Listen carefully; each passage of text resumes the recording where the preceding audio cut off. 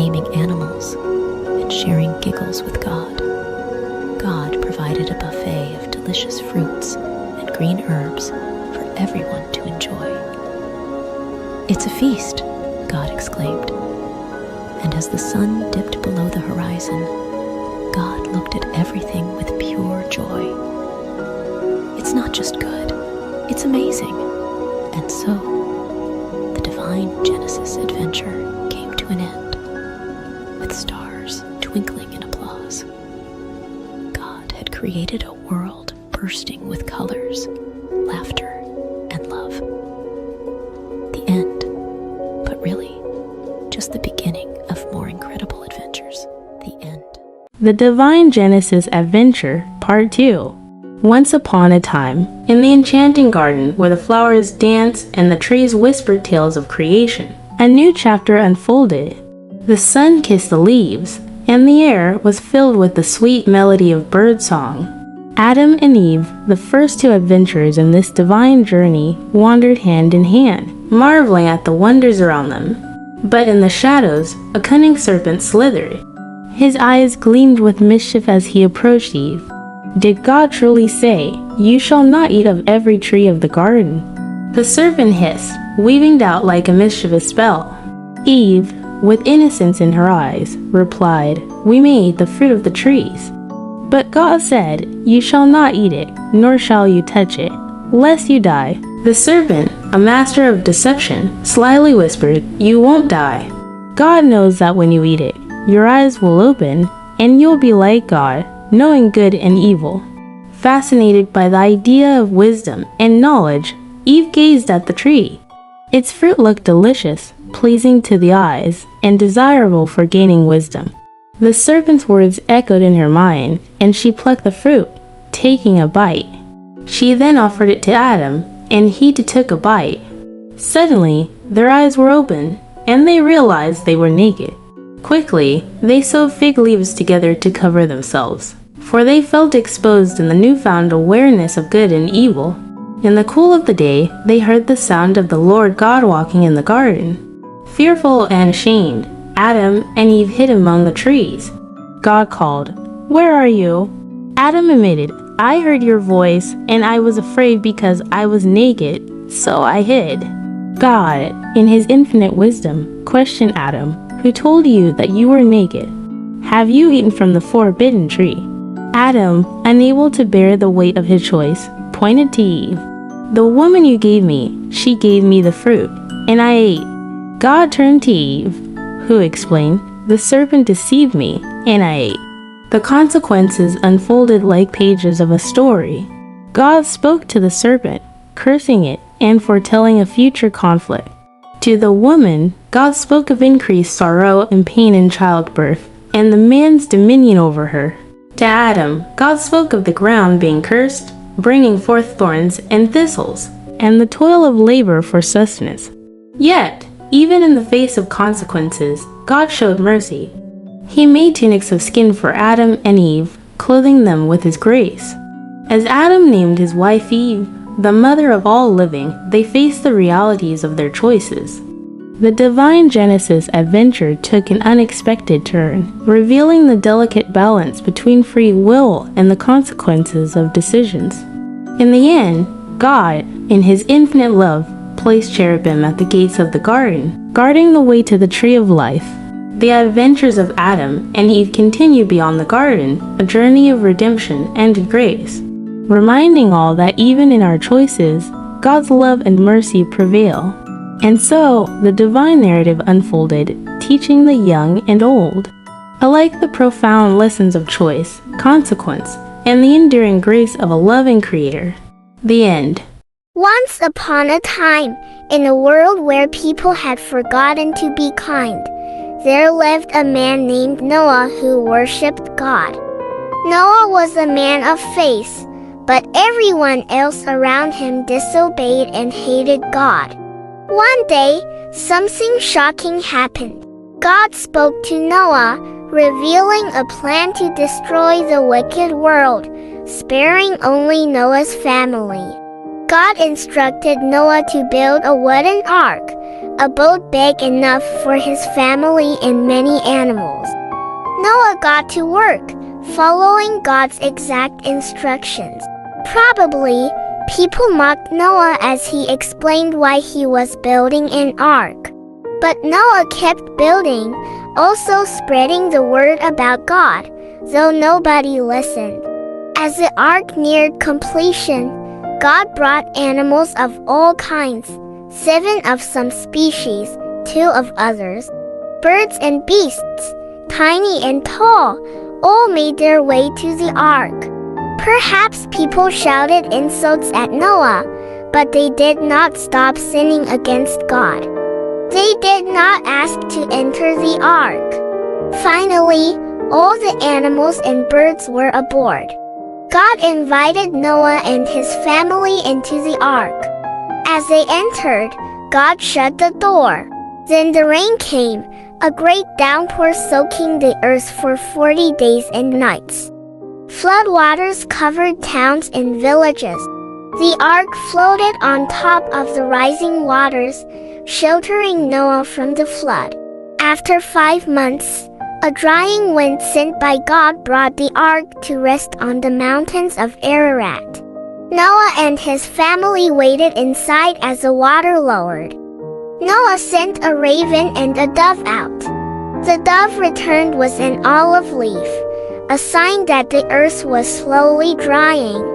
God told Noah it was time to leave the ark.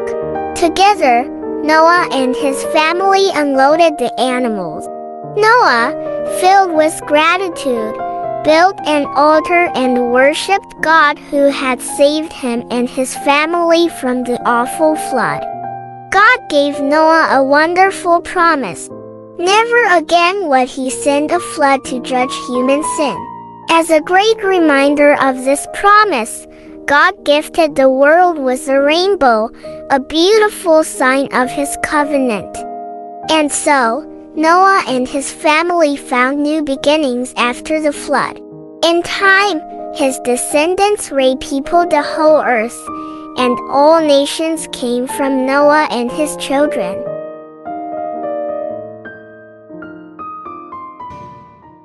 God's promise to Abraham. Long ago, after a big flood washed the earth clean, only Noah and his family were safe on a big boat with lots of animals. When the water went away, people started to build things again. They had a big idea. Let's build a tall tower that touches the sky, right up to the stars. They wanted to stay together and be friends forever. But something magical happened. Suddenly, everyone started speaking in different languages. It was so confusing because nobody could understand each other anymore. So, the people split up, finding new places to live with others who spoke the same language. The big city they left behind was called Babel, which means a big mix-up. Then, in a place called Ur, God talked to a man named Abram. God said, "Abram, go on an adventure to a special land I'll show you." Abram, his wife Sarai, and his nephew Lot packed up and went to a beautiful land called Canaan. Canaan was filled with green fields and clear blue skies. Abram and Lot had so many sheep and cows. The land they were living on didn't have enough grass and water for all the animals. So, the workers of Abraham and Lot started arguing over the best spots for their animals to eat and drink. Abram wanted everyone to be happy and not fight. He told Lot, "Let's not argue. You choose any part of the land you like, and I'll go the other way." That way, there was enough room for all their animals. Lot looked around and saw a really nice area with lots of water and green grass near the cities of Sodom and Gomorrah. It looked like the best spot for his animals, so he chose to move there. Abraham stayed in the land of Canaan, where God asked him to stay. Even though Abraham and Lot had to live apart to stop the arguing, Abraham made sure they did it in a kind and peaceful way, showing he was a really good uncle and a wise man. God saw Abram's kind heart and told him, "This whole big, beautiful land will belong to you and your children and their children after them, forever." But Abram and Sarai were very old and didn't have any children. They wondered, how will God's promise come true? One day, 3 special visitors brought amazing news. Sarai, you're going to have a baby. Sarai laughed because she thought she was too old for that. God also changed their names to Abraham and Sarah to show they were going to start a big family. Then, God said he had to fix the 2 naughty cities near where Lot lived. Abraham was worried for Lot. Lot listened to the angels and escaped with his daughters. But Lot's wife looked back and turned into a salt statue. Then, the most wonderful thing happened. Even though they were very old, Abraham and Sarah had a baby boy named Isaac. Isaac, which means laughter.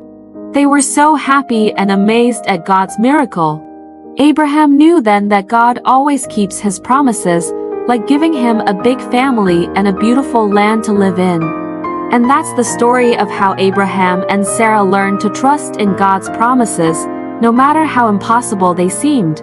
The end. Once upon a starry night, in a land filled with whispers of the past and promises for the future, Abraham, a man known for his kindness and faith, received a very tough test from God. God asked him to do something unimaginable, to offer his dearest son Isaac as a special gift back to God.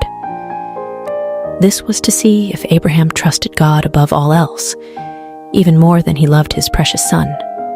Abraham's heart felt heavy, like a stone sinking in a deep, deep ocean. But deep inside, he knew he had to trust God, no matter how hard it seemed. So, with a brave yet heavy heart, he prepared for the journey. As the first light of dawn painted the sky in soft hues of pink and orange, Abraham, Isaac, and their 2 faithful servants set off on a journey filled with uncertainty.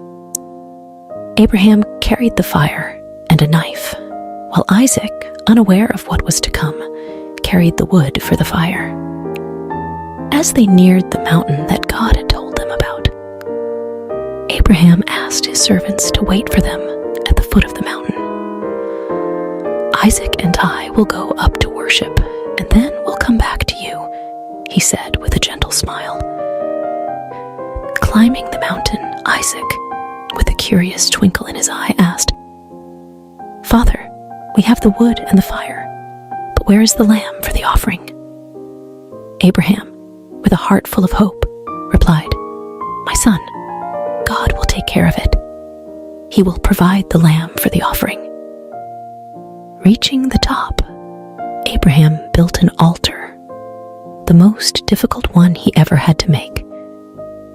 He arranged the wood, and with a heart weighed down by a sea of emotions, he gently placed Isaac on the altar, ready to show God that he trusted him completely. But just as Abraham raised the knife, a voice as powerful as thunder, but as gentle as a whisper, stopped him. "Stop, Abraham." It was an angel sent by God. The angel said, "You've shown that you trust God above all by being willing to give up your only son." Then Abraham saw a ram caught in some nearby bushes. With a heart bursting with relief and gratitude, he untied Isaac, and together they offered the ram to God. It was a moment filled with so much joy and thankfulness. Abraham and Isaac returned home, their bond stronger than ever, their hearts filled with the knowledge that when you trust in God, He always provides, just in the right way and at the right time. And so, under the same stars that had witnessed their journey, Abraham and Isaac found comfort in knowing that no matter what, God's love and care would always guide them, just like it guides us all. The end. The adventure of Abraham and Isaac. A new beginning. Once upon a time, after a big adventure on a mountain, Abraham and his son Isaac were on their way back home. Then, while the stars twinkled like tiny smiles above them, a kind angel came with a message that made their hearts dance. "Abraham," the angel said, "your family will be as numerous as the stars. And guess what? They're going to bring happiness to the whole wide world." It was like a secret promise about a hero who had come from their family tree, someone very special named Jesus. But when they got back home, they found themselves in a very quiet house. Sarah, the laughter and love of their home, had gone on a journey to the stars. Abraham and Isaac felt very sad, missing her warm hugs and bright smile. Abraham had an idea to bring some joy back into their home. He called his most trusted friend, a wise old servant, and gave him a very important mission. "It's time for Isaac to find a companion, someone to share stories and dreams with," Abraham said. "Please find a kind lady from our family for Isaac." The servant set off on his camels, hoping for a little help from the stars. As he reached a faraway land, he made a wish.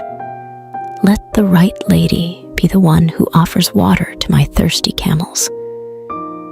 It wasn't just any wish. It was a special kind of hope that only the kindest hearts could fulfill. Like a scene from a beautiful story, along came Rebecca with a smile as bright as the dawn. She saw the camels, tired and thirsty, and offered them cool, refreshing water. The servant's eyes sparkled with joy. "This must be the one," he thought. She was kind, just like the wish. Rebecca, brave and full of adventure, said yes to a new journey. She traveled across the deserts and mountains to meet Isaac. When Isaac saw her, it was like spring had come to his heart, filling it with flowers and sunshine. Rebecca's kindness and laughter brought new stories and dreams to their home. Isaac and Rebecca, hand in hand, started a wonderful adventure together, full of love and promise. And so, the story of Abraham, Isaac, and now Rebecca reminds us all. After every big adventure, after every sad goodbye, there's always a new beginning, a chance for love and joy to grow again, just like the stars that twinkle in the night sky. The end. Jacob and Esau, a story of brothers and forgiveness. Once upon a time, in a land of ancient wonders, Isaac and Rebekah were blessed with not one, but two sons at the same time. These were no ordinary boys. They were twins named Jacob and Esau. Even before they were born, they were already showing their unique personalities, with Esau loving the thrill of the hunt, and Jacob preferring the quiet of home. Esau, the elder, was as rugged and wild as the forests he roamed, while Jacob, the younger, was thoughtful and clever, always with a plan up his sleeve. Their parents loved them dearly, but each had a favorite, which brewed a little competition between the brothers. One day, as Esau returned from his adventures, famished and weary, Jacob saw an opportunity. He offered Esau a simple meal in exchange for his birthright, the special status of the firstborn. Esau, thinking little of the future, agreed. This moment would change the course of their lives in ways they couldn't imagine. As the boys grew, so did their rivalry, especially when it came time for their father Isaac to bestow his special blessing. Rebekah, who adored Jacob, devised a plan to ensure her favorite son received this honor. With a bit of disguise and a daring heart, Jacob tricked his father and received the blessing meant for Esau. Realizing the deception, Esau was heartbroken and filled with anger. To protect Jacob from Esau's wrath, Rebekah sent him far away to her brother Laban's house, hoping that time would heal the rift between her sons. Jacob's journey was not easy. He worked tirelessly for Laban, enduring trickery and toil, all for the love of Rachel, Laban's daughter. Yet, through these trials, Jacob grew wiser and kinder, learning the value of honesty and hard work. Years passed, and God called Jacob to return home, but the thought of facing Esau filled Jacob with dread. What if Esau still harbored anger and sought revenge? Nevertheless, Jacob set out, hoping for forgiveness. As Jacob neared his homeland, he prepared for the worst. But to his surprise, Esau greeted him not with anger, but with open arms. The brothers embraced, their past grievances washed away by tears of joy. It was a moment of true reconciliation, proving that love can overcome the deepest divides. Together again, Jacob and Esau showed us that it's never too late to mend broken bonds, and that forgiveness is one of the greatest gifts we can offer. The end. Joseph's journey, from dreamer to dreamkeeper. In a land where families were as vast as the stars, Isaac's heart was full of joy as his son Jacob returned home. Even Esau, who once harbored anger, welcomed Jacob with open arms. But not all was peaceful, for Jacob's sons felt a storm brewing in their hearts, troubled by their younger brother Joseph, who was clearly the apple of their father's eye. Joseph, with his bright, colorful coat, a gift from Jacob, was a dreamer. His dreams, however, sparked flames of jealousy among his brothers. In one dream, Joseph saw his own sheaf of grain standing tall, while his brother's sheaves bowed down to it. In another, the sun, moon, and even the stars bowed before him. These dreams whispered of a future where Joseph would rise above them all, even his parents and brothers. One day, Jacob sent Joseph to check on his brothers in the fields. As he approached, their jealousy turned to dark whispers of getting rid of the dreamer. Reuben, the eldest, suggested they put Joseph in a pit instead, secretly planning to save him later. But while Reuben was away, a caravan heading to Egypt appeared. Judah, another brother, proposed they sell Joseph instead of harming him directly. And so, for 20 pieces of silver, Joseph's fate was sealed, and he was taken far from his homeland, his heart heavy with sorrow and fear. The brothers deceived their father, presenting Joseph's colorful coat, now stained with goat's blood, letting Jacob believe his beloved son was gone forever. Jacob's grief was a deep well of sorrow, with no one able to console him. Meanwhile, in Egypt, Joseph found himself a slave in Potiphar's house. Despite his hardships, Joseph's diligence and trust in God shone brightly, earning him Potiphar's favor and the position of chief servant. But just as things seemed to be looking up, Joseph faced a new trial. Potiphar's wife, with dishonest intentions, falsely accused Joseph, leading to his unjust imprisonment. Even in the depths of a dungeon, Joseph's spirit remained unbroken. He understood that through all trials, honoring God was his true strength, a beacon of hope that illuminated even the darkest of places. The end. Joseph's journey from prison to palace. Once upon a time, in a far-off land called Egypt, Joseph found himself in a dark prison, wrongly accused by Potiphar, his former master. But even in such a grim place, Joseph's kindness and helpful nature shone bright. The wardens saw something special in Joseph and trusted him to help organize prison life, making it a better place for everyone. One day, Joseph noticed two new prisoners looking particularly downcast. They were the king's baker and butler, troubled by dreams they couldn't understand. Joseph, with his unwavering faith, assured them, "God can reveal what your dreams mean. Tell me about them." To the butler, Joseph predicted a return to Pharaoh's favor in just 3 days and asked to be remembered. To the baker, however, Joseph had to deliver some unfortunate news.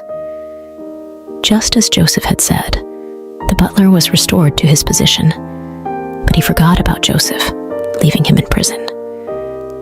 Time passed until one day, Pharaoh himself was troubled by a mysterious dream. Remembering Joseph's gift, the butler finally spoke up, leading to Joseph's summoning.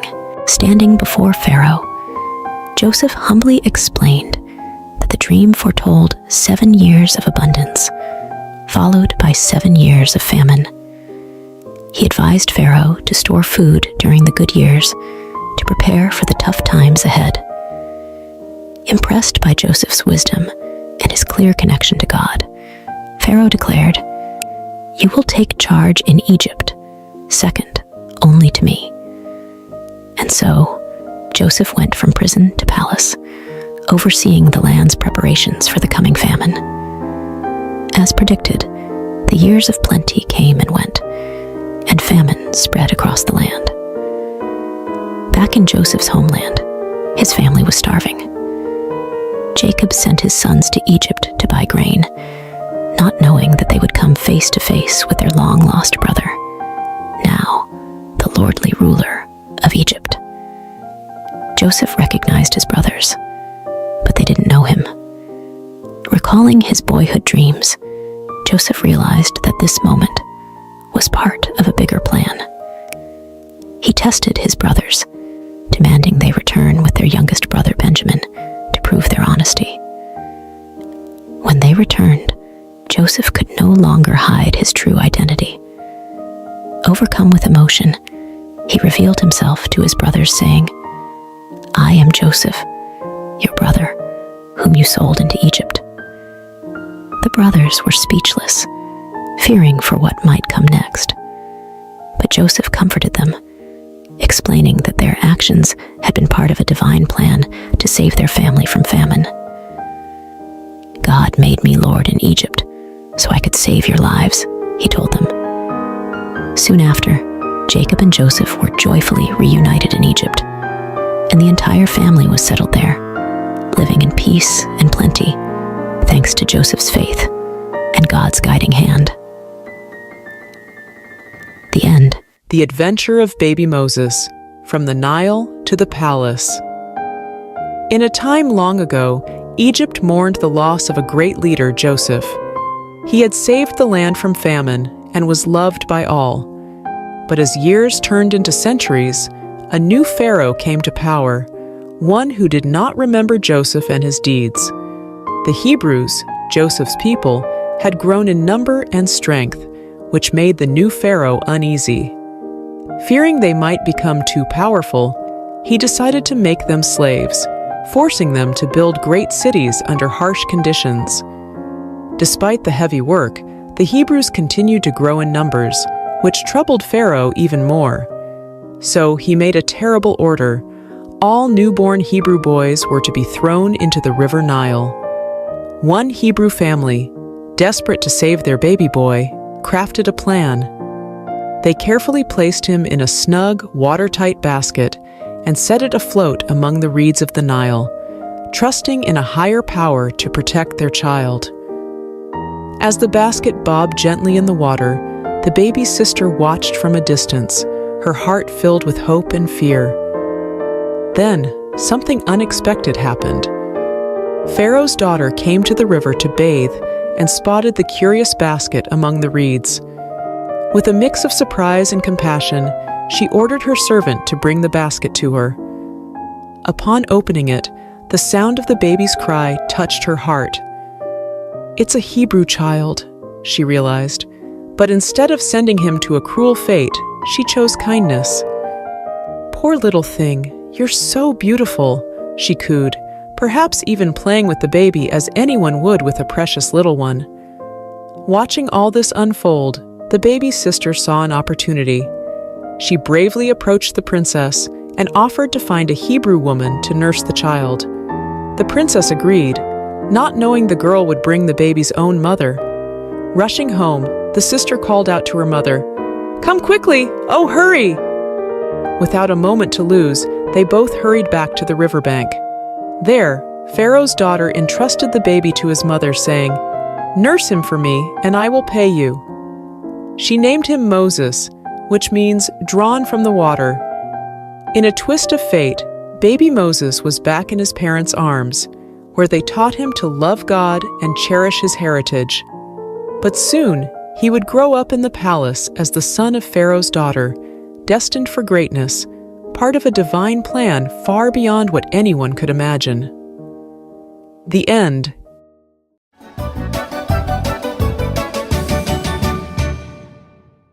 Moses, from prince to leader. Long ago in Egypt, Moses, a prince raised in Pharaoh's palace, faced a moment that would change his life. Despite his royal upbringing, Moses never forgot he was a Hebrew at heart. One day, he saw an Egyptian mistreating a Hebrew slave. Feeling a rush of protectiveness, Moses looked around and, seeing no one, stepped in to save the slave but ended up making a grave mistake. The very next day, Moses tried to stop a fight between two Hebrews, only to realize his secret was out. The news even reached Pharaoh, forcing Moses to flee to a faraway land called Midian for safety. In Midian, Moses found himself by a well where he helped the 7 daughters of Reuel, a priest, fend off some rude shepherds. Impressed by Moses' bravery, Reuel invited him home, leading to Moses marrying Reuel's daughter and starting a new life as a shepherd. Meanwhile, back in Egypt, the Hebrews suffered greatly under a new pharaoh. Their cries for help reached the heavens, and God was listening. 40 years had passed since Moses left Egypt. While tending his flock, Moses saw something incredible: a bush engulfed in flames that didn't seem to burn up. Curious, Moses went closer, only to hear God's voice calling him by name. God told Moses to take off his sandals, for he was standing on holy ground. God had a mission for Moses to lead the Hebrews out of Egypt and free them from slavery. Moses was scared and unsure, especially about speaking to Pharaoh. But God showed Moses miraculous signs, turning his staff into a serpent and then back again, and even curing his hand from leprosy to prove his power. Still hesitant, Moses worried about his speaking abilities. God, growing impatient with Moses' doubts, promised Aaron, Moses' brother, would help speak for him. Moses bid farewell to Jethro and set off to Egypt with his family. In the mountains, Aaron met Moses, and together they shared God's plan with the Hebrew leaders, who were amazed by the signs and worshipped God, filled with hope. Moses and Aaron then bravely approached Pharaoh, delivering God's message, "Let my people go." But Pharaoh's heart was hard. He refused to listen. God was ready to show his great power to change Pharaoh's mind, marking the beginning of an epic journey for Moses, from a prince in Egypt to a shepherd in Midian, and finally, a leader of his people. The end.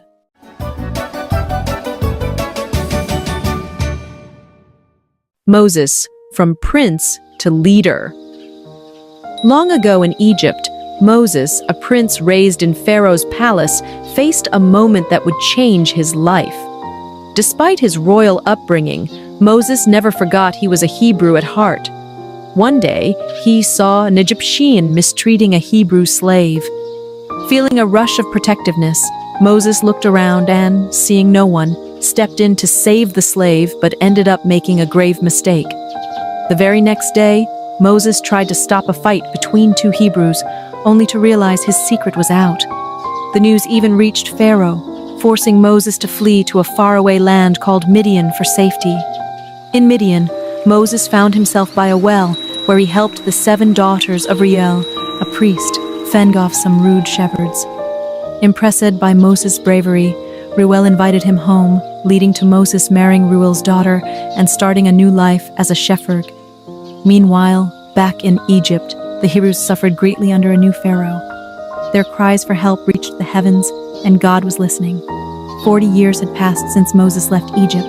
While tending his flock, Moses saw something incredible, a bush engulfed in flames that didn't seem to burn up. Curious, Moses went closer, only to hear God's voice calling him by name. God told Moses to take off his sandals, for he was standing on holy ground. God had a mission for Moses to lead the Hebrews out of Egypt and free them from slavery. Moses was scared and unsure, especially about speaking to Pharaoh. But God showed Moses miraculous signs, turning his staff into a serpent and then back again, and even curing his hand from leprosy to prove his power.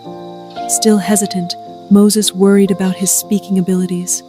God, growing impatient with Moses' doubts, promised Aaron, Moses' brother, would help speak for him.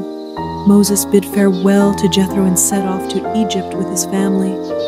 In the mountains, Aaron met Moses, and together they shared God's plan with the Hebrew leaders, who were amazed by the signs and worshipped God, filled with hope. Moses and Aaron then bravely approached Pharaoh, delivering God's message, "Let my people go." But Pharaoh's heart was hard. He refused to listen. God was ready to show his great power to change Pharaoh's mind, marking the beginning of an epic journey for Moses, from a prince in Egypt to a shepherd in Midian, and finally, a leader of his people. The end.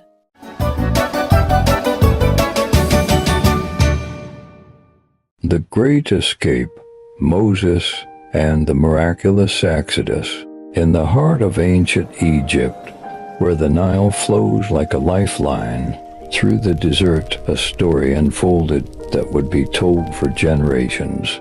Pharaoh, the mighty ruler of Egypt, was filled with anger. God had commanded him through Moses to free the Israelite slaves, but Pharaoh's heart was as hard as stone. Work them harder, Pharaoh decreed, increasing the Israelites' burden. He ordered that they find their own straw for brickmaking, yet produce the same number of bricks. The task was impossible, and the slave masters' whips cracked more fiercely. The Hebrews, downtrodden and despairing, blamed Moses and Aaron for their worsened plight. Moses, feeling the weight of their suffering, cried out to the Lord, "You have not rescued your people at all." But God replied with a promise of deliverance, sending Moses and Aaron back to confront Pharaoh. In Pharaoh's court, Aaron's rod transformed into a serpent, a sign from God. Pharaoh's magicians replicated the feat, but Aaron's serpent swallowed theirs. Yet Pharaoh's heart remained unyielding. The following morning, Moses and Aaron waited by the river for Pharaoh. With a divine command, Aaron turned the Nile's waters into blood, but Pharaoh's heart hardened further, refusing the Israelites' release. God then unleashed a series of plagues upon Egypt, each more terrifying than the last. Frogs invaded every crevice of the Egyptians' homes, but Pharaoh's promises to release the slaves were empty. Lice tormented both man and beast, and swarms of flies filled the air. Livestock perished, boils afflicted the Egyptians, and locusts devoured the land's greenery. Darkness enveloped Egypt for 3 days, yet Pharaoh's resolve did not falter. God's final, most grievous plague was to strike at midnight, claiming the firstborn of Egypt. The Israelites were spared, marking their doorposts with lamb's blood as a sign for the angel of death to pass over their homes. That night Egypt wailed as the firstborn were lost. Pharaoh, broken and defeated, urged Moses to take the Israelites and leave. With haste, the Israelites journeyed beyond Egypt's borders, marking the end of their 430 years of bondage. Guided by a pillar of cloud by day and a pillar of fire by night, they embarked on a journey to freedom. But Pharaoh's resolve wavered once more. Gathering his army, he pursued the Israelites, trapping them between the cliffs and the sea. In this moment of despair, Moses assured the people, "The Lord shall fight for you." As Moses stretched out his hand over the waters, a great miracle occurred. God parted the Red Sea, providing a path of salvation for his people. The Israelites crossed safely, but as Pharaoh's army followed, the waters crashed down, swallowing the might of Egypt. On that day, Pharaoh learned the power of Israel's God, the Lord over all.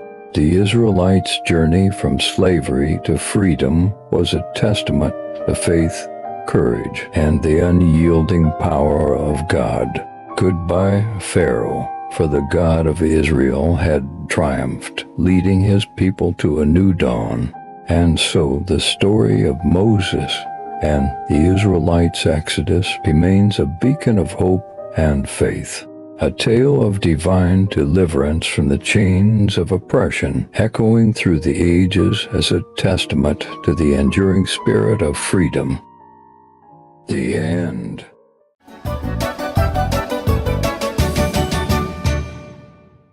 "40 Years of Faith, the epic journey from Egypt to Canaan."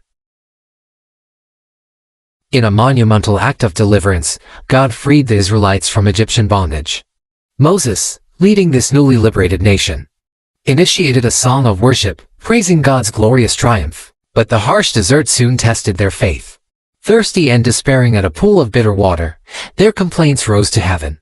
Yet God responded with kindness, transforming the water into a refreshing drink. Their complaints didn't cease there. Reminiscing the food in Egypt, they lamented their fate in the desert. But God's providence was unwavering. Quails by evening and heavenly manna each morning became their sustenance. This manna, a sweet reminder of God's care, required trust in daily provision. Yet, some hoarded, only to find their stash spoiled. Except on the Sabbath, teaching a profound lesson in obedience and rest. God's protection extended beyond their basic needs. When the Amalekites attacked, victory was theirs as long as Moses held high the rod of God. This divine partnership was further solidified when God proposed a covenant, making them his special people, an offer they eagerly accepted. At Mount Sinai, Moses received the 10 Commandments, direct instructions on living a life aligned with God's will. But in a grave turn of events, the Israelites fashioned and worshipped a golden calf, inciting divine and mortal wrath. The shattered tablets symbolized broken fidelity. Yet God, in his mercy, renewed the covenant and instructed the construction of the tabernacle, a sacred space signifying his constant presence. As they approached Canaan, the land of promise, spies were sent to survey. Despite the land's bounty, only Joshua and Caleb trusted in God's victory. The majority succumbed to fear, their disbelief poisoning the entire community's faith, leading to a decree from God, a 40-year odyssey in the wilderness. A period of wandering reserved for a generation that witnessed miracles but harbored disbelief. This story, spanning from Exodus 15 to Numbers 14, not only recounts a physical journey but also charts a spiritual expedition of a nation learning to trust and obey their omnipotent, omnibenevolent God. The end.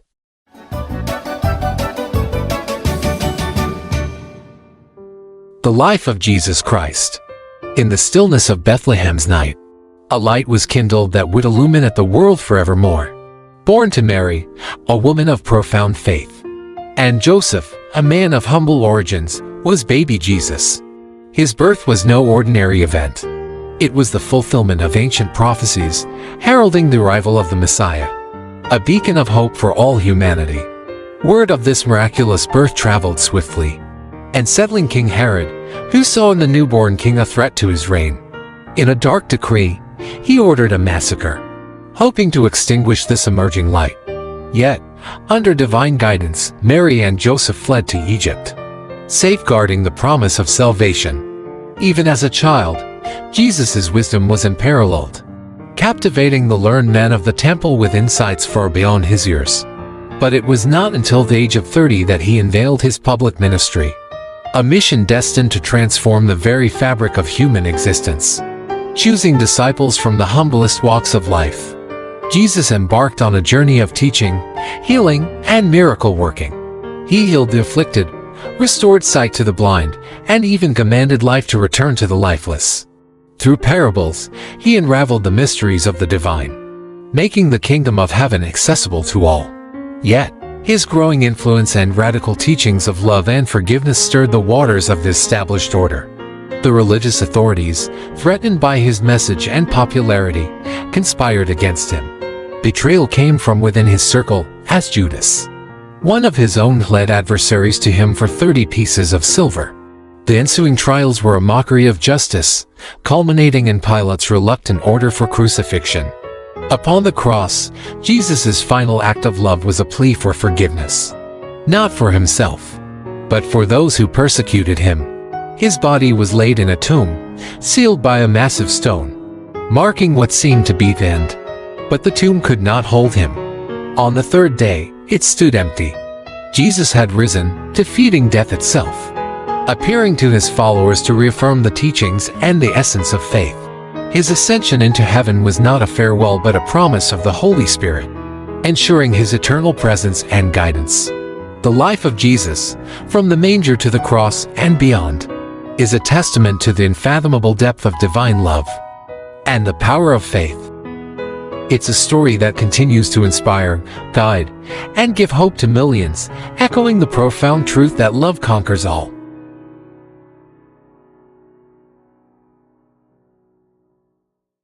Joshua and the walls of Jericho.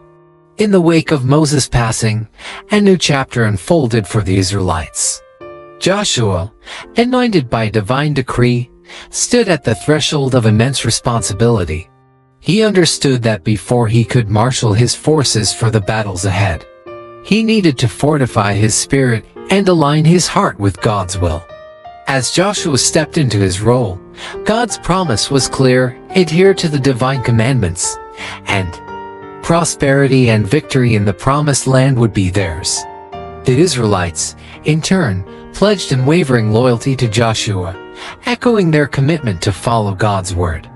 With strategic foresight, Joshua dispatched spies to Canaan, eyeing the formidable city of Jericho.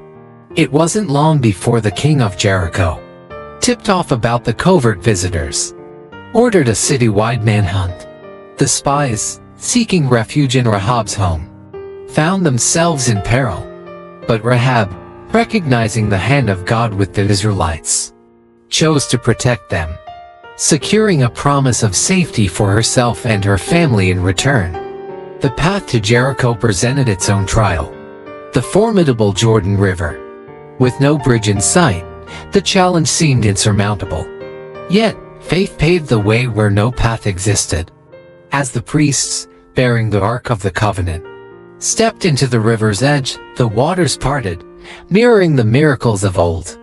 This miraculous crossing, marked by 12 stones at the riverbed and on Canaan's shore, would stand as eternal testaments to God's power and faithfulness.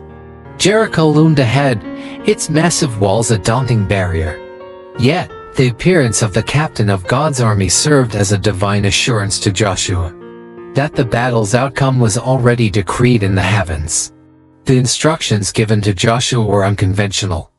A silent march around Jericho for 6 days, followed by a climactic procession on the 7th day, culminating in a triumphant blast of trumpets and a unified shout from the Israelites.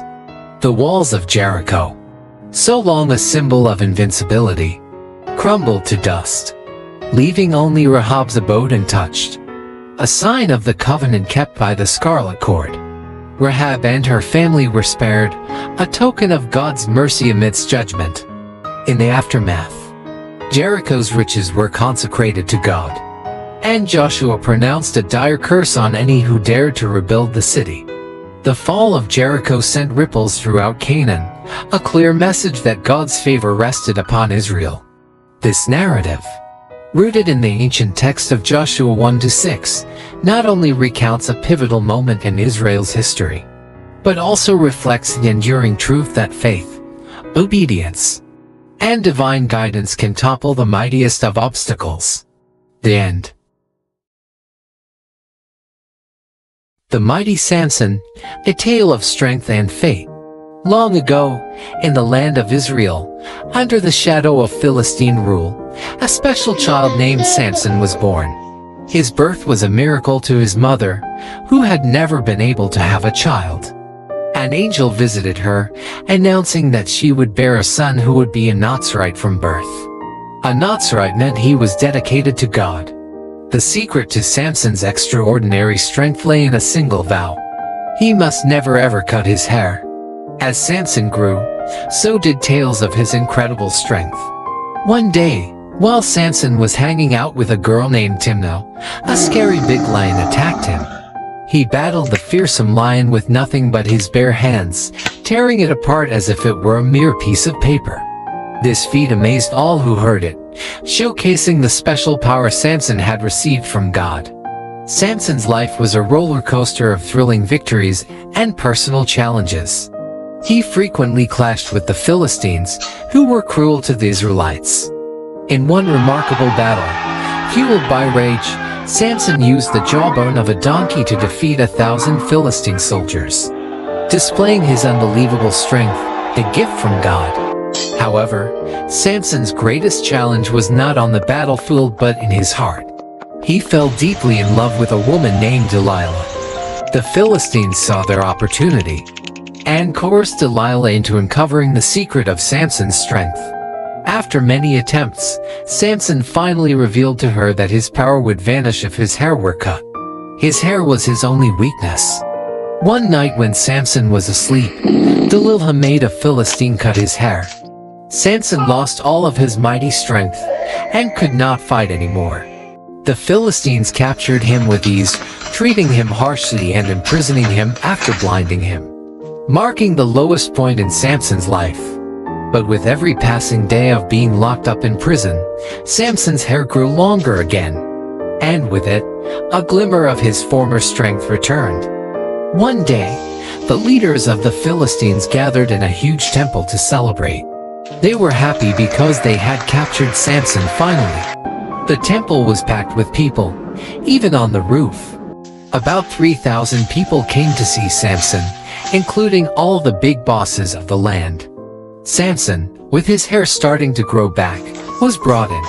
He was locked up with chains on the two big pillars of the temple for everyone to see him. He was tired, but he still had faith in God.